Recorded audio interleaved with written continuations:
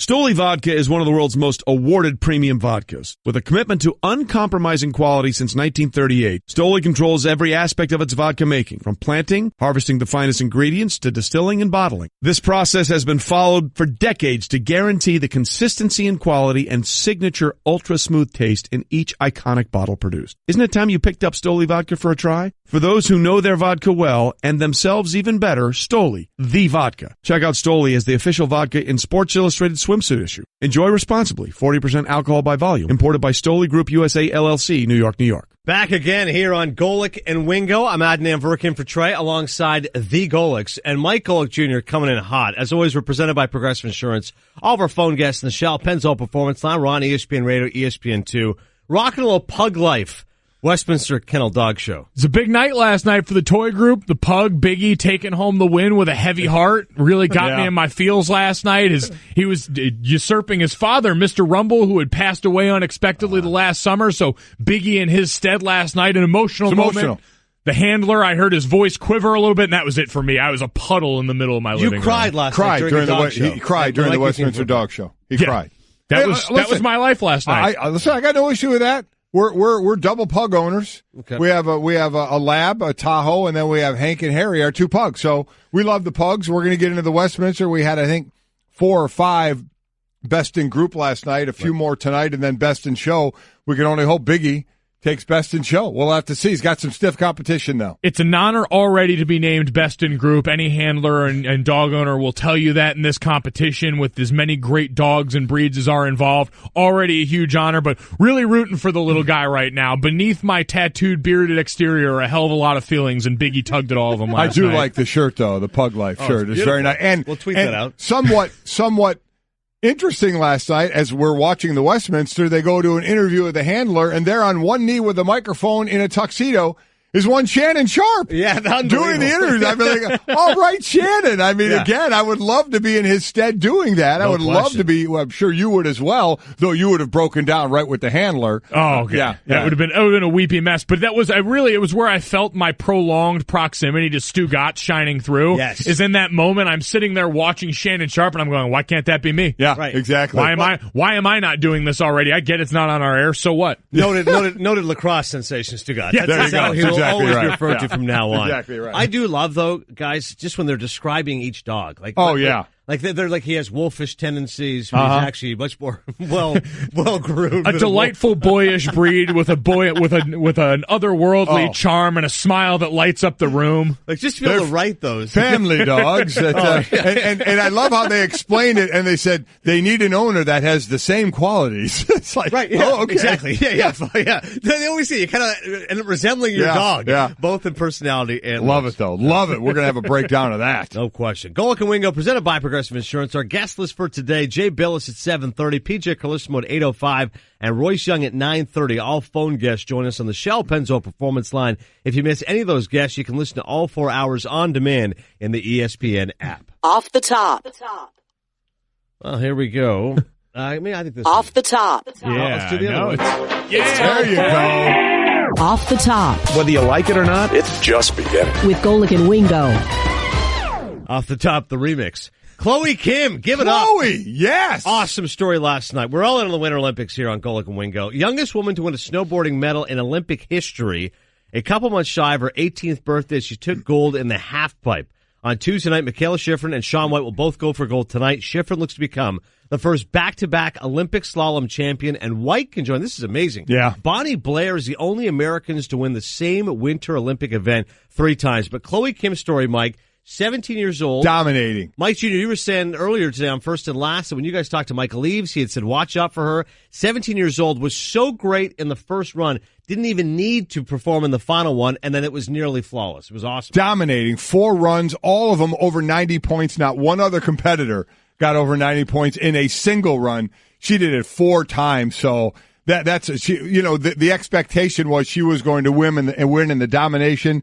17 years and 296 days, the youngest. I mean, just incredible what she's done, and it was Tough expectations, though, for a 17-year-old. A lot was put on her, and she came through with flying colors. A lot, but really displaying a lot of what I think the sort of obliviousness to that. She was nervous and had all that, but was tweeting in the middle of runs. After that first run where she dropped the hammer on everybody, she had time to reflect on not finishing a breakfast sandwich and going into that run hangry. She was tweeting about churros before, and this is sort of how starved we are for personality from athletes, and someone being forthright that people were eating this up. She gained over 70,000 followers last night just by tweeting about churros. It's that easy, everyone. It is that easy. But she was on her game last night, and more ways than one. Flaming hot Cheetos as well. She was tweeting about. It's a good point you bring up, Junior. Like, I think now people are so pro-vegan and, like, you know, gluten-free. So when somebody goes, you know what?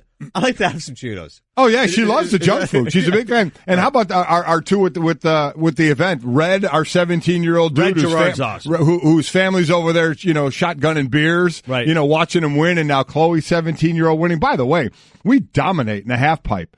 We have more Olympic that's I'm from the U.S., that's right. Yeah, America. More half-pipe medals than all other countries combined. 18 of the 33 medals, 10 of those of the 18 in women's half-pipe. So we are dominant in the half-pipe, and tweets in between runs as well. Exactly. One in traditional American fashion, the minute she mentioned churros, we're all like, all right, go on, I'm interested. Yeah, it's exactly right. Well, you had some churro ice cream the other day at buffet. I did. I tell you what, they should ban mirrors in restaurants. Because the minute you look up and see yourself, I mean, I was like a wild animal. The dogs at the Westminster show would eat with more class and grace than I displayed in that public setting. You're displaying wolfish tendencies while eating the churro. Yeah, that's how you would be explained. And then you mentioned Schifrin, what she's going to do already, that, you know, delayed a bit with her run with the wins. And then Shaun White, Bonnie Blair, I remember watching Bonnie Blair speed skater and what she had been doing. And now Shaun White, as you mentioned, can equal what she did 3 times in the same event. So look forward to that. Also, a human interest story here, which is amazing. 11 months ago, Mark McMorris lay waiting for a rescue helicopter in the backcountry near Whistler, British Columbia. Fractured jaw, ruptured spleen, internal bleeding, multiple broken bones, and a collapsed lung. Said the Canadian snowboarder, I was pretty sure I was going to die. 11 months later, the guy is a medalist. He wins the bronze medal in the men's snowboard slopestyle. The Regina native coming up huge. This is the Red Gerard won gold. Red Gerard won it, and then 2 Canadians took the silver and the bronze. Right. Mark being one of those, he took the bronze. But gang, it's ridiculous. What we'd heard, he broke 17 bones, the fractured jaw, ruptured spleen, internal bleeding, and now he's okay. So we can read this and haven't. He said, I was pretty sure I was going to die. He had missed time to jump and struck a tree in midair. Well, how close where are the trees? You jumping to miss time it and hit a tree? This is the world that these guys live in, and when you talk to people that, I mean, forget just the competitive Olympic athletes, but people who chase these highs in extreme sports just in their everyday lives, you read about some of the things they're doing, whether it's to dodge avalanches or put themselves in position. I mean, this is the sort of perilous world, and so when we just see the gold medals on the back end, you forget that all along the way there are stories like this. Oh, and so this was last year, right? Now, this dude won a bronze in the 2014 Olympics, but then in 2016, before he hit the tree midair, he broke his femur and had a metal rod surgically implanted in his leg. I mean, dude, he's going to be bionic by the end of this thing, but he comes back from all of it, medals in 14 and gets the bronze here. Incredible story. Canadian tough. Off the top. There we go. Pretty easy to do with a robot leg, though, right? Like we can all agree that they probably need to look into that. Unfair advantage. To the NBA, Utah Jazz came back from a 13-point deficit to beat the Spurs, extending their win streak to 10 games. Donovan Mitchell. About him. First rookie to lead his team in scoring during a 10-game win streak since Wilt Chamberlain for the 1959-60 Warriors. This is a story nobody's talking about, and a player nobody's talking about. No. But give up some love for Donovan Mitchell and the Utah Jazz. Without a 13th pick kid out of Louisville with Utah. So they were 18 or whatever they were, and 19 and 28 when the streak started. Wow. So now they've won 10 in a row. And it's interesting, whenever you're putting the same name with Wilt Chamberlain, you said Chamberlain did the same thing. Chamberlain averaged 41 points, Mitchell 21 points in the 10-game streak. 41 points. Again, every Wilt Chamberlain stat you read deserves its own book, without question. Also, Mitchell is the first rookie guard to have multiple 40-point games prior to the All-Star break since Michael Jordan. So, yeah, you give it up. Some of these rookies are having certainly some big years. Utah, about a game and a half out of the playoffs. Jay Crowder got traded there in the Cleveland, purge that they had. He had 14 coming off the bench. So a nice night for the rookie in Mitchell. Yeah, and equally as impressive, you mentioned all the 40-point outings in the offense, but over that 10-game stretch, as far as defensive efficiency, second in the NBA in that 10-game span during that time period. So getting it done on both ends of the court and trying to ride the wave. Off the top. Also, Cavaliers visiting the Thunder this evening, seeking to avenge a loss from January 20th when Oklahoma City scored 148 points, the most ever allowed by a LeBron James team. Russell Westbrook, Paul George, Carmelo Anthony combined to score 88 points in that victory. They're most in a game this season. Westbrook and Anthony both questionable, though, with sprained ankles, so that could take a little bit of juice. Yeah, if that's not if they're not in the game. But we'll see. This is Cleveland's second game with the new four coming together on the court the way they did in Boston to destroy the Celtics. Now, again, I don't think anybody's going to see the shooting percentages we saw in that game. It'll start to settle in a little bit, but for going against a team that they gave up 148 points. In fact, 3 of the 4 highest scoring games against LeBron have come this year. Actually, in the last 2 months when Cleveland has just been playing horrible before, again, the purge. Thunder had scored 148 on them. Timberwolves back in February, 138. And in January, the Raptors, 133. So let's hope they don't have any more of those games to see how these 4 keep acclimating themselves. If I'm not mistaken, that 148-point outing was the Kevin Love game that sort of got everything going, that snowball effect in Cleveland that started when Kevin Love left at halftime of that game to go in the locker room because the illness that got talked about, and then you had the team meeting after all that. So the last time these two teams met was really the beginning of the squad that we see now. Yeah, pretty crazy. While you were sleeping, brought to you by Tempur-Pedic, ranked highest in customer satisfaction with mattresses by J.D. Power. Tempur-Pedic, sleep is power. And didn't we find out it's not Kevin Love's fault, that it's Dwayne Wade's fault? This is an incredible quote. Yeah, it was great. Our own Dave McMenamin had this story. He was talking about, of course, Dwayne Wade was a part of that purge. And the quote was, he said, things like LeBron James after the Cavs lose a game, a tough loss. It says in the practice schedule, 11 a.m. the next morning. LeBron is leaving the locker room and says, hey, Dwayne, see you at 9 a.m. tomorrow. Let's get our work in. And Dwayne says, nah, man, I'll be there at like 10. Actually, more like 10:15. That's nothing wrong, but it shows LeBron is kind of inhuman when it comes to his approach to the game and ability. Dwayne Wade not on the same timeline anymore. Yeah, said LeBron needs guys that can help him and prop him up at this stage of his career. Dwayne was not doing that.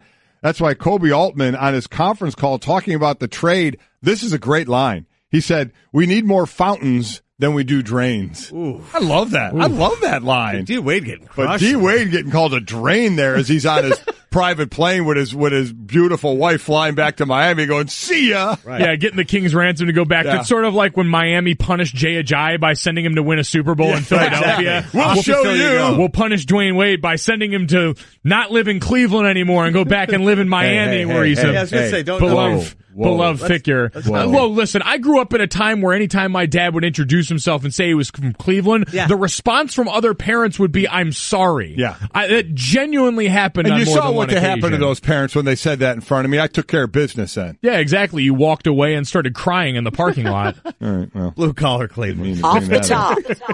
And Trae Young, the 23rd ranked Oklahoma, seeking to snap a 6-game road losing streak at 7 Eastern on ESPN. The Sooners visit number 7 Texas Tech. In a victory against the Red Raiders in Norman, Young shot a season-low 30% from the field, but did record 27 points, 10 assists. Sooners have actually lost 5 of their last 6. Yeah, they did. A little bit of hiccups here lately. Yeah, they did. They were at one point 14-2 this season, ranked as high as number 4, but you mentioned lost 6 of their last 8 games. Now they're 23rd. Though he is, Trae Young is looking to beat his father, sweep his father's alma mater, Rayford Young, who went to Texas Tech. So we'll see if Trae can sweep him. But as you mentioned, didn't shoot too well in the first time around, even though they won. The Sooners are 6-2 against ranked teams. It's those unranked teams that are getting them and knocking them down a little bit. And it's when you can test Trae Young a bit and try and lock him down somewhere, you have a little bit of success against them. Yeah, for Texas Tech, too, third ranked versus ranked matchup that they're hosting this year, 2-0 in those matchups so far. So unstoppable force meets immovable object. Let's sell it somehow, huh? Exactly. Well, it's amazing how much he's a part of their offense. Like, he's a part 55% of their offense. Like, that's insane to me. Like, on the one hand, you go, that's incredible. The other hand, you go, all right, come tournament time. Literally, just one guy to slow down a little bit, keep the ball out of his hands, and that's been kind of the challenge as well. Adnan Verkin for Trey Wingo today. We are Golic and Wingo on ESPN Radio and ESPN2. Mike Jr. with us as well. So a story last night from the NBA. It's a long season. Guys got to try something different strategies. You guys have been there. You know what it's like in the huddle. Uh-huh. So Golden State Warriors coach Steve Kerr capturing his 250th win on Saturday. Took some time off on Monday. This is the way you celebrate. During a timeout, midway through the first quarter, a 129-83 win over the Phoenix Suns. So non-competitive game. Yeah. By the way, team that drafted Kerr with a second-round pick in 1988, and he was the GM from 2007 to 2010. He handed his clipboard to Andre Iguodala to run the huddle. Iguodala sat in Kerr's chair, breaking down the plays for his teammates while Kerr stood a few feet away from his assistants. As the game continued, David West received a coaching nod in the huddle, as did Draymond Green, who sat out Monday's game with a sprained finger. Green ran most of the timeout huddles throughout the game, and Kerr said his guys needed to hear a new voice. Here is Steve Kerr explaining what his decision-making process here was. It's their team. I think that's one of the first things you have to consider as a coach. It's not your team. It's not Bob Myers' team. It's not Joe Lincoln's team. Although I'm not going to tell Joe that. It's the players' team. It's their team, and they have to take ownership of it. And as coaches, our job is to nudge them in the right direction, guide them. But we don't control them. They determine their own fate. And I don't feel like we focused well at all the last month. And it just seemed like the right thing to do. And I thought they communicated really well together, and they drew up some nice plays, and it was a good night for the guys. See, I think the truth would have just been better. Long season. We're smoking these guys. Go have some fun, guys. I mean, right. That was the explanation. It's the players. It's not the coach. Well, I mean, then are you setting back coaching there 100 years by saying it's not us? I mean, come on. I mean, You had a little fun. You mix it up a little bit. You're destroying this team, and I'm surprised some of the Suns didn't come over and maybe take part in the coaching as well. I mean, I look at it nothing more as it's a long season. You mix it up a little bit. You have a few laughs. You're in a laugher like this. Have a ball. Enjoy it. Listen, Valentine's Day tomorrow, every once in a while, you've been together for a long time, got to role play a little bit. You're using an S and not an S&M, but a role play analogy. So yeah, exactly. All of a sudden, the UPS guy comes to the door. He looks a little bit familiar, but for the day he's Ted. Oh my God! Got a package to deliver. You wear the pants for today, honey. Let's spruce things up a little bit.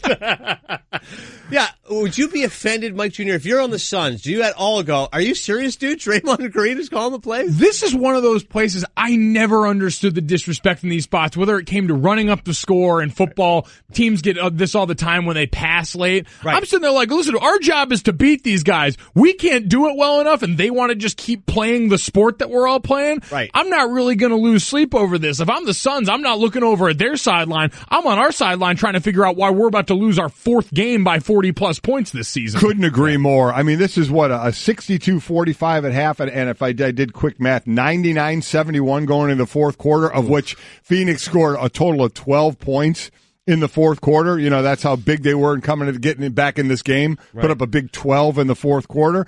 I'm with you, Mike, on this. I can't stand, especially at the pro level, when you're going to look at the other side and complain about anything they do if you're getting blown out. Right. You worry about why the hell you got blown out. What went on, why they got into the end zone, why they're running you up and down the court. Not worry about, look at them disrespecting us by having a player draw out the play. Right. Be a little more introspective and look at yourself on why you guys stink so much as opposed to why some team is rolling you the way they are. In their defense, though, the Suns didn't really come out and say that. Like Jared Dudley said it might be, but he said, we have to worry about more the fact that, like, maybe we don't deserve that respect right now. You're right. I mean, we're speaking in generalities. Exactly. We're not putting this on the Suns. They did not say anything like that. So we are definitely doing in generalities.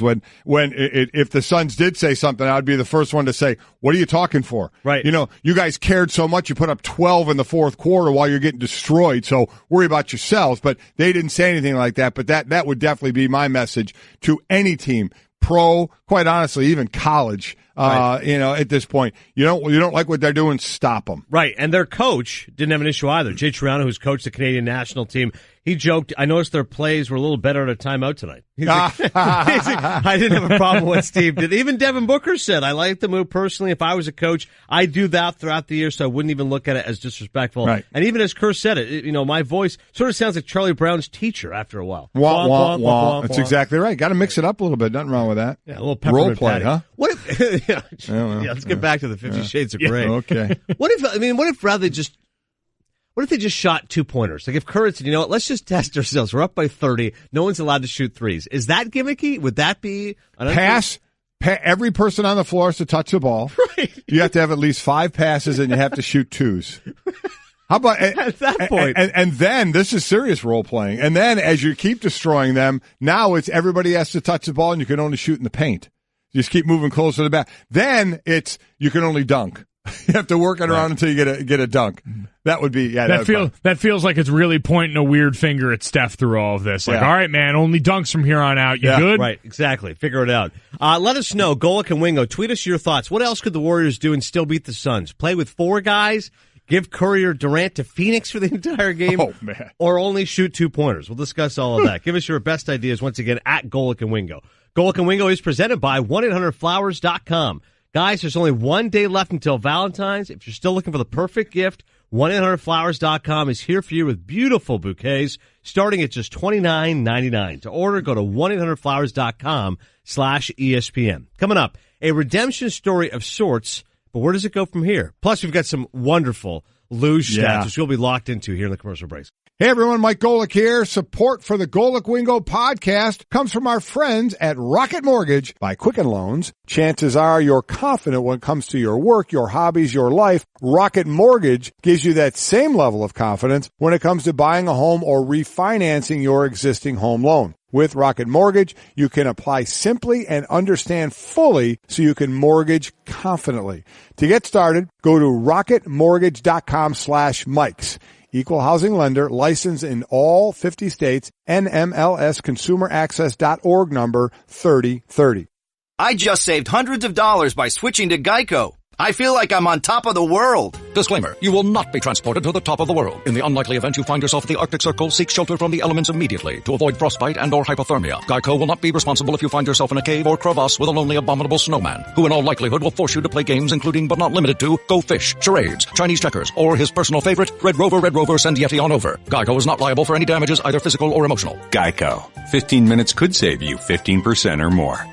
Adnan Burke in for Trey today alongside the Golics. We are Golic and Wingo on ESPN Radio and ESPN2. So Trey wasn't a big fan of the Try Trey. Now, last week, Jason Fitz filled in for a few days, and we did Try Jason. We X'd out Trey, and we did Jason. Jason Fitz, again, who you had did a college football show with for a year. Yep. Did a college football Monday show with him for a year. Former fiddle player of the band Perry, now co-host Spain and Fitz as well. There you go.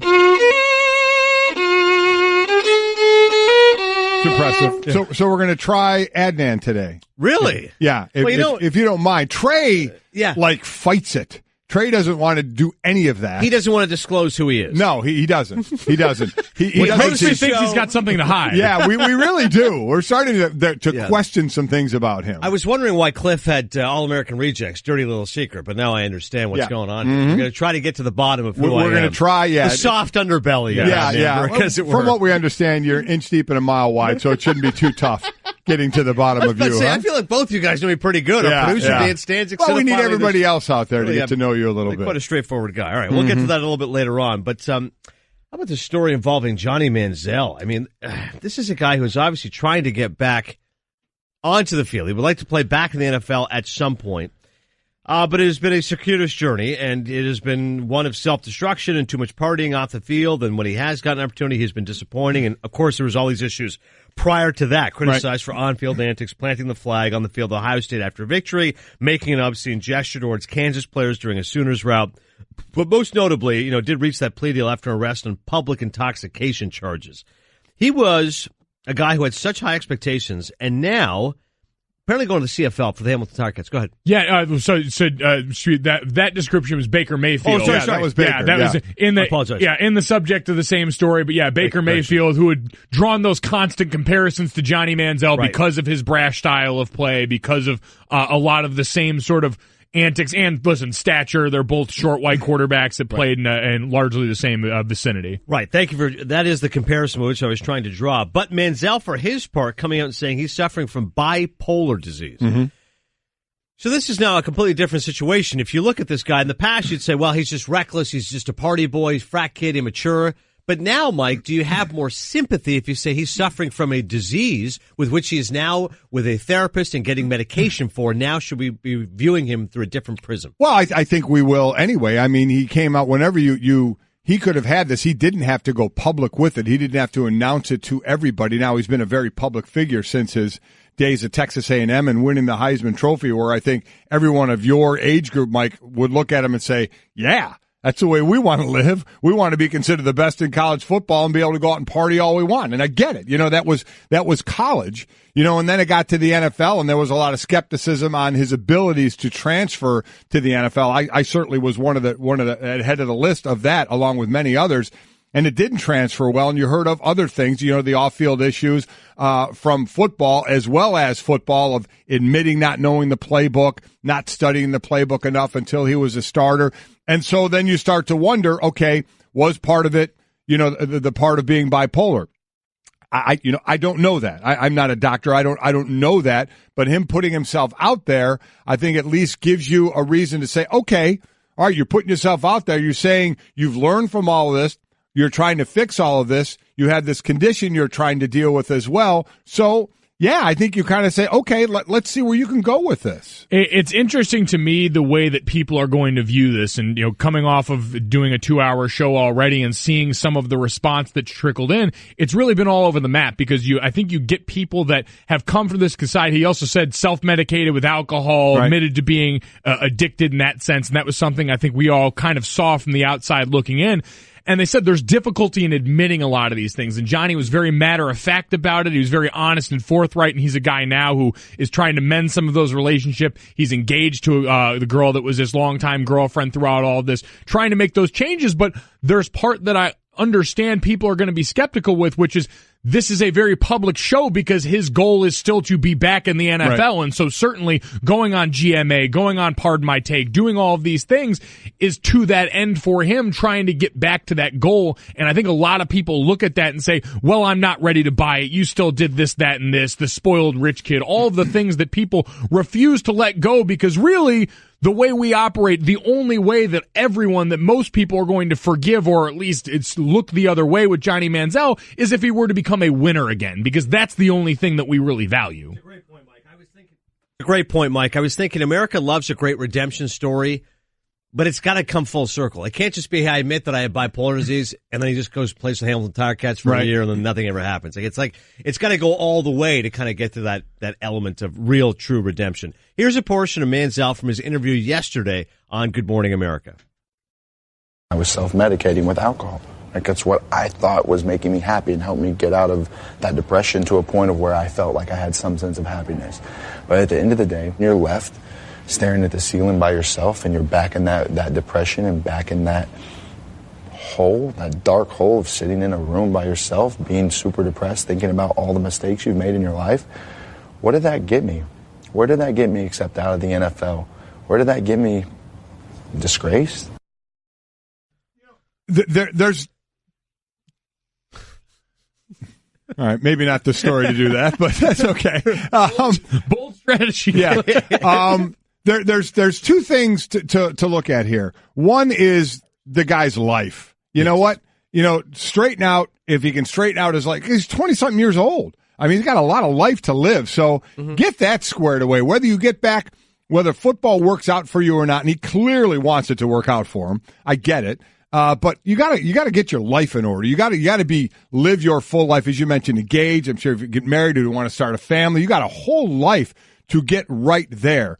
But then from the football side, I understand what you're saying, Mike, as he went public with all of this. He has an end game in all this. He does want to get back to the NFL. We don't know if he's going to Hamilton yet or not, right? No, I know this. The Tiger Cats have his rights, and that was the plan, but I don't know for certain and he's he had talked about doing that, correct, about going there. And listen, nobody signed him last year. I don't think okay, I admit I have this problem. I admit to the mistakes I did. I'm trying to get better. I'm not going to lie. I don't think that's going to get him signed either. I don't think someone is going to just sign him now and say it looks like he's on the right path. Now, because now you're separating the personal life from the business of football. And I think for the business of football, there are going to be teams that want to see what he can do because he had shortcomings as a football player, right? From playing the quarterback position. Personally, I don't think he's going to ever make it back to the NFL or make it in the NFL if he gets a shot. I just don't think he's going to be able to do that. But I don't think he's just going to get signed right out of the gate from coming out and saying, okay, I'm on the right path now, and some team is going to sign him. I do think he may have to go to Canada. Yeah, I don't think he's going to play in the NFL ever again, but that shouldn't color our assessment of this just because he's got that goal. Oh, I agree with that. No, I'm not saying you are either, but I'm saying just in general, we see someone as pursuing a goal that we've decided is now out of their reach, and so we color it in our own personal way after that and say, well, it's disingenuous. He's coming out and doing this just for this selfish reason for him. Well, I mean, this is the reason that we would think in theory has been part of what's driven him to self-reflect in this way and to go inside of himself and hopefully come out of it better on the back end. We can't make him stop dreaming certain things for himself just because we think they're unattainable. Completely agree with that. Completely agree. Yeah. There is definitely a percentage of the population that will say no matter what, Manziel, spoiled rich kid. Now he's using this as an excuse. This is going to be part of his redemption tour when he gets back to the league. That's what he's trying to do. But I do think that there's just an element that goes, okay, I know some of the bipolar disease, or maybe I've had a family member. That's a killer. Like if you're riding those manic highs and self-medicating, that there's going to be people who are sympathetic. Having said that, you can be sympathetic and still not say, I'm going to give you a job in training camp, right? If you're an NFL GM, you go, hey man, I didn't know what you were dealing with. I don't have any hard feelings towards you. But as Mike said, you still have shortcomings in the football field. So I hope you get your life in order, but I still think you're too small to play the position. Oh yeah, don't get me wrong. No one owes him anything in that regard. Certainly, that is very true. But to your point, Ed, it's kind of where we are. It's this mixed bag of some people will see that and immediately just dump out empathy and say, well, you're in this area now. Let's just hope you get the right things together. But mental health's still a tricky thing because it's an injury that you can't see. And so a lot of people will look at that and to your point, just say it is an excuse from a kid who had all of these advantages that I didn't have if I'm, X, Y, or Z person. And so I'm still going to look at him and say, oh, what are your problems? You're bipolar now all of a sudden. They're going to look at it as convenience, whereas,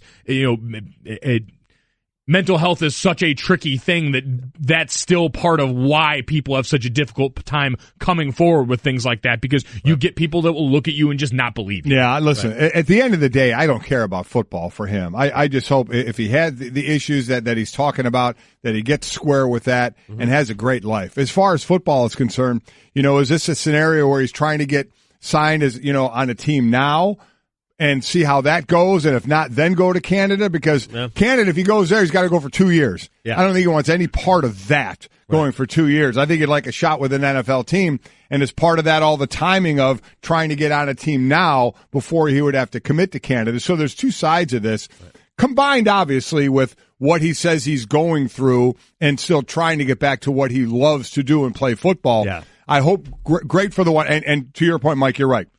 That goal, that's his goal. None of us to sit there and say he shouldn't have that goal or not. Yeah. We don't think he's going to reach that goal. But to me, the key is, man, live that life. Hopefully you get that life squared away. The key is nobody wants to go to Canada for 2 years. I can tell you.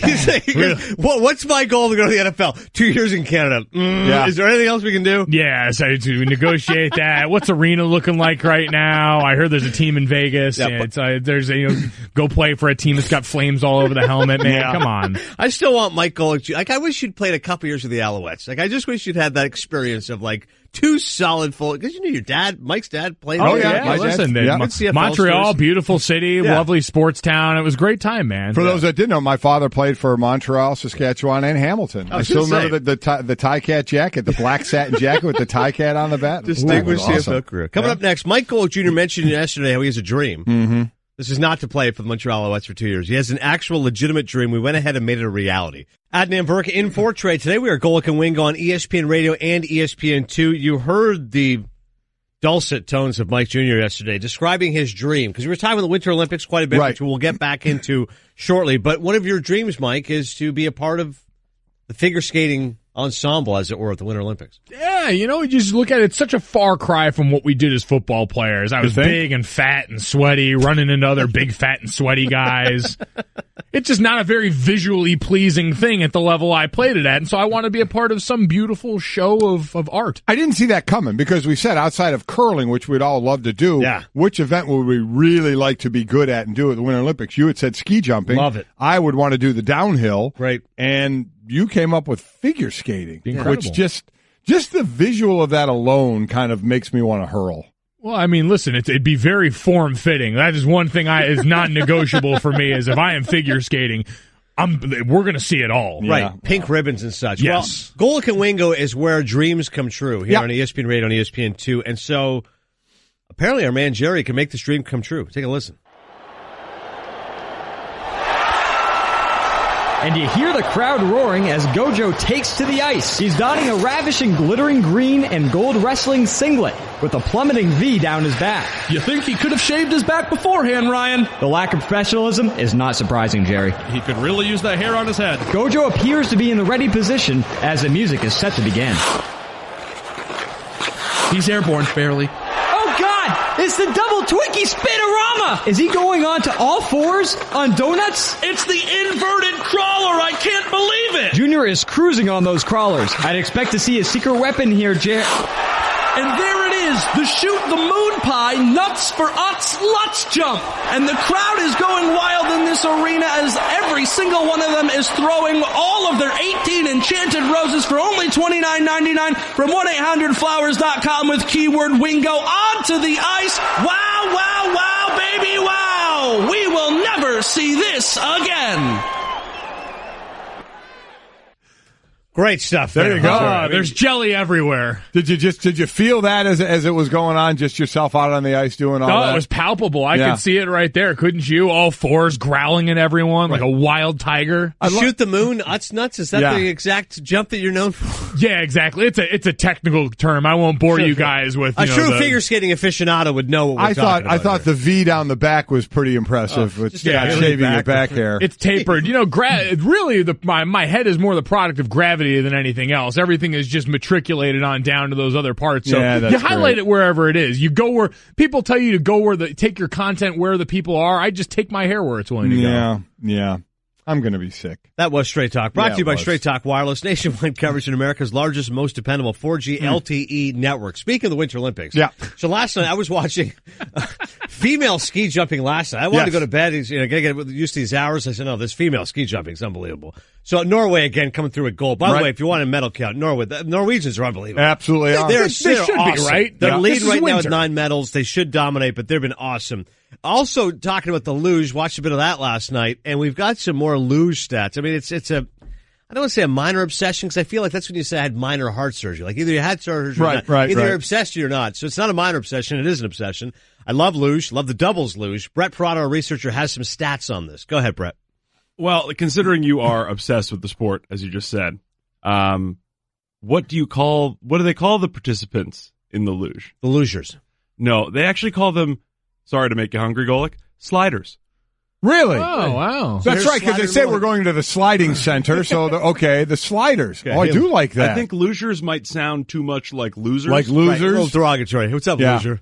And, I mean, growing up, if you're a loser, people might make that. I always wanted to be a loser. Figured it might have been loogies. Yeah, loogies would have been good. So who is winning in the luge most often? There have been 129 medals awarded in the luge in the Olympics. Germany, 75 of the 129. Wow, Germany. Yay, Germany. Yeah. That's impressive. Like, I love Norway the ski jumping. When it comes to luge, yay, Germany. Yeah, okay, we're going to get more good stats out of that from the sliders. Yeah, the sliders. That was the sliding center. Coming up, instead of try Trey, we'll try A. That's good stuff, Dan Stanzik. Plus Jay Bell's the next hour. Golic and Wingo, ESPN Radio, ESPN2.